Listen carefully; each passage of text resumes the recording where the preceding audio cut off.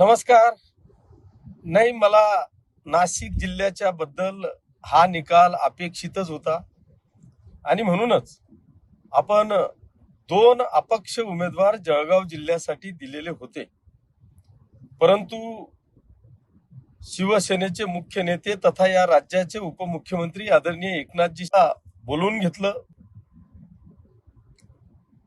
आणि सज्जड दम दिला की आपल्याला कुठल्याही परिस्थितीत दोघे अपक्ष उमेदवारांची माघार घ्यावी लागेल आणि भारतीय जनता पक्षाच्या महायुतीचं आपल्याला प्रामाणिकपणे काम करावं लागेल अशा पद्धतीचा दम दिल्यामुळे आम्ही नाईलाजास्तव आपल्या जळगाव शहरातले जिल्ह्याचे दोघेही अपक्ष उमेदवारांचा पाठिंबा जाहीर केला.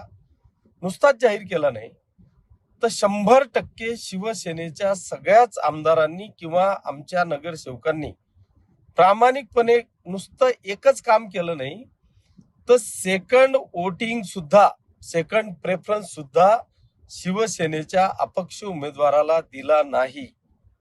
आता एवढी इमानदारी जळगाव जिल्हा शिवसेनेने करावी आणि दुसऱ्या बाजूला नाशिकमध्ये इतक्या 70-75 पेक्षा जास्त वोटिंगनी अपक्ष उमेदवार निवडून यावा, हे मला असं वाटतं की अतिशय दुर्दैवाची गोष्ट आहे. हा निश्चितपणे एक मोठा धक्का आहे असं म्हटलं तर वावगं ठरणार नाही. आणि म्हणून आता निश्चितपणे आमचे मुख्य नेते एकनाथ शिंदे साहेब या बाबतीत नक्कीच विचार करतील अशी एक अपेक्षा आहे.